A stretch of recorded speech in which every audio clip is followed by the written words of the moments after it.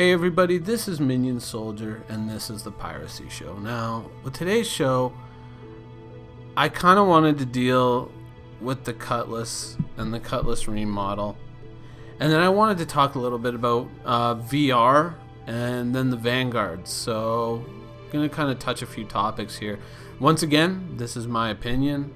This is, obviously, other people have different points of view, but this is just the way I see things. So, I've been playing a lot of the Cutlass lately, and frankly, I've been enjoying it. Now, is the Cutlass the ship that was promised? No.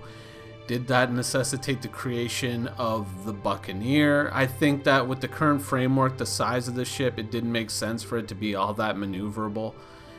And so, yeah, I kind of feel like the Buccaneer was necessary. But the Buccaneer also made sense that there would be kind of a low-cost pirate fighter. And, I'm very, I'm hopeful for the Buccaneer. I think it'll be a good ship as long as they can, move those wing mounts in. I think, especially the ones at the wingtips, the fact that those are fixed is kind of disheartening. But overall, I have high hopes for the Buccaneer.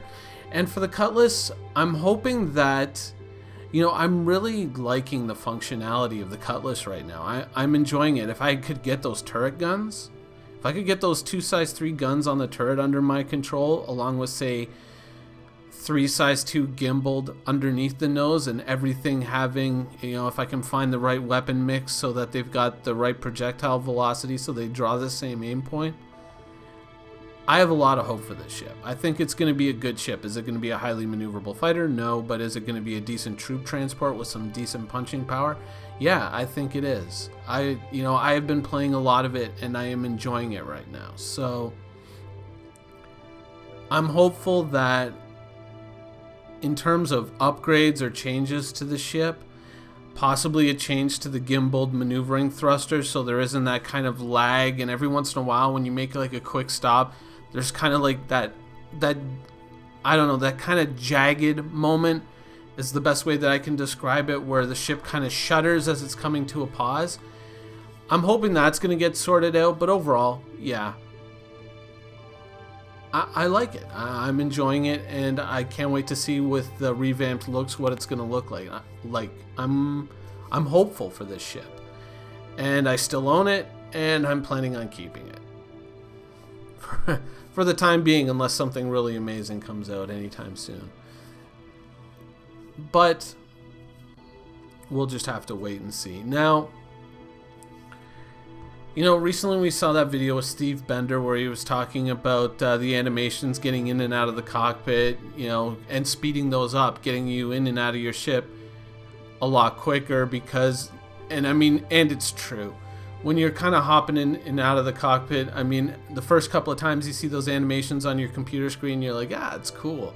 It immerses me. And then after a while, it's just like, okay, done it, been there, done that before. And I can't help but think of in a firefight, if you had to hop into your ship real quick, those animations would become very frustrating indeed, and it would become one of those things like, come on, and then you get up into your ship and you remember you got to hop down out because you forgot to get something from the locker. And yeah, I can see those animations being really, really frustrating, really, really fast, and even just getting into the command seats. But another thing that kind of came to mind when I'm watching those animations is, how are those animations going to play out in a VR helmet? Because VR is something that I'm interested in. It's not something that I'm fully committed to, because I want to wait and see how it comes out, and if it's even possible to record video from it, and what is that video going to look like. Is it going to be all fisheyed, or is there going to be a way to normalize it out? You know what I mean? Like, I would love to just kind of project a 1920 by 1080 image of what I'm seeing, but if it's going to be all wall-eyed, or if it's going to be all distorted in size and shape, then what's the point, right? So I'm going to wait and see on VR, but I can't help but thinking, like, all these animations, all these forced head movement animations are going to be seriously disorienting whenever you get in and out of a cockpit, because we've gone to the point of having this camera that is basically just pitched to our character, you know, almost like there's like a stick on our back and there's like a little camera over our shoulder or right over our head or whatever. And so every little motion of our body causes the camera to jitter while we're walking, while we're moving. And when we're getting in and out of the cockpit or getting in and out of a turret or climbing up a ladder, we're subjected to all these animations where our head is going this way and that way, but it's not going to coincide with any of your head motions, right? So I think that would be hugely disorienting, and I would hope that there's going to be a way to disable all those animations. But truth be told, if that option were in the game right now to disable all those animations and just have a fade to black and then fade in and you're in the command chair, I would probably flip that switch right now, even without a VR helmet. Because, you know, been there, done that, and I could seriously, I could go a lifetime without seeing that head bob ever again.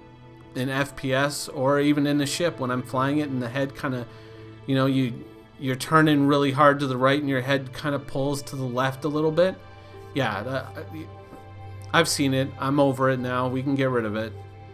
Those things, I just think with a VR helmet, all these discontinuities with what your body is doing and what your eyes are experiencing are going to be hugely disorienting. And I don't know if these things are really being taken into account, because right now we don't have, you know, fully functional, fully implemented VR helmets or VR, you know, like an Oculus.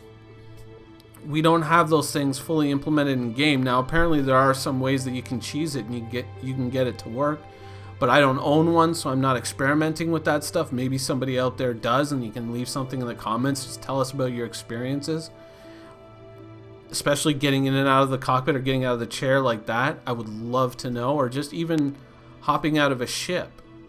I think that, you know, this would be hugely disorienting. Especially that would be hugely disorienting if you're in a VR helmet. It'd be like sitting in the front row of an IMAX theater where you can see nothing but the screen, and like you're doing like some kind of flyby where you're flying down a mountain valley or something like that, going side to side to side. I think, you know, for a while it would be almost cool, and then it would start to get really disorienting. And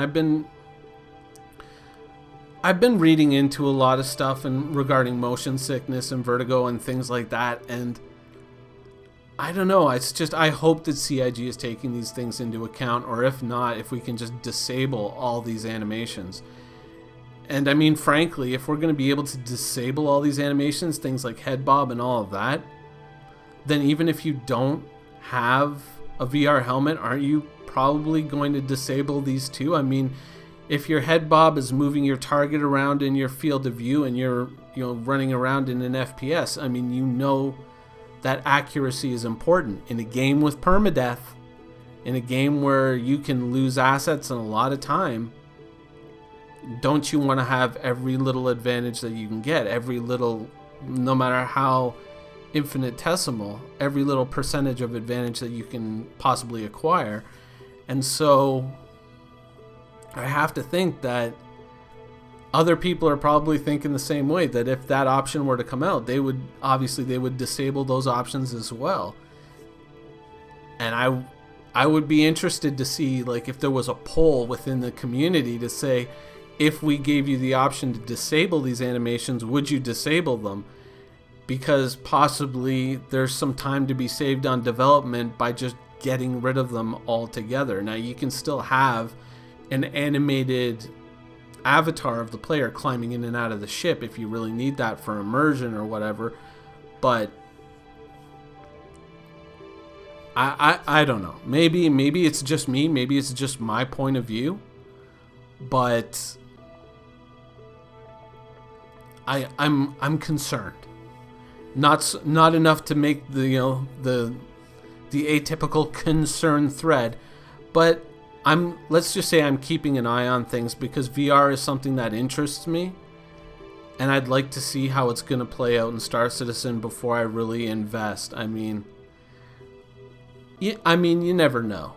It could be amazing, and I think one of the big things that you could get from it is that enhanced situational awareness of being able to look around inside your cockpit and really feel like you're in the battle, and being able to look left and look right without, the kind of, the kind of cumbersome look mechanisms that we have now, which are kind of okay, but not really.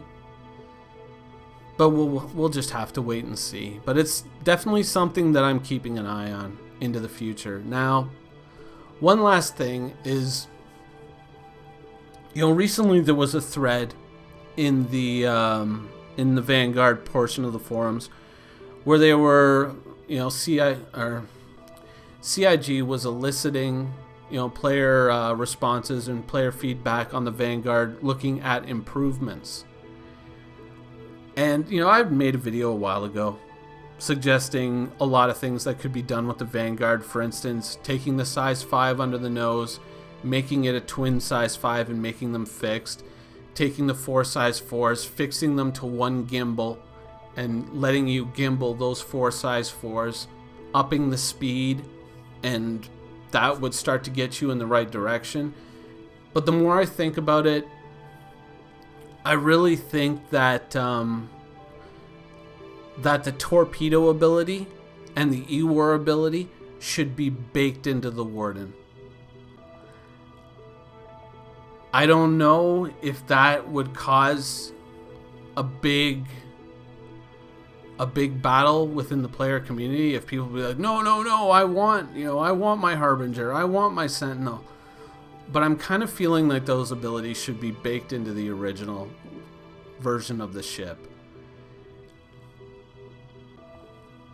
And I was trying to test it again this weekend to kind of review my opinion on it, but unfortunately it seemed like the Vanguard was mad at me and didn't want to cooperate whatsoever. So I am kind of keeping my eye on the Vanguard. I do plan to revisit it. I do have I have upgrade tokens, so I can flip it back and forth between the Vanguard and the Redeemer a bunch of times, so I can test both ships at various stages. But I kind of wanted to come back to this. And one of the cool things that I found, one of the cool bugs that I found, is that the Vanguard actually has ejection seats. Watch this. Boom. That's like what, 10,000 meters away, 10,000 kilometers. I don't know. I can't really see the number here as I'm reviewing the video. That's a pretty long way. So I am keeping an eye on the Vanguard, and I am planning to test the Vanguard again in the future and review my opinion on it and maybe give it another chance. But as you can see, it's probably going to take me about, 6,000 or 7,000 years to catch up to it. So once I do, yeah, we'll look at the Vanguard again. Anyways, that's been the show for this week. I hope you guys enjoy it. Quantum travel initiated.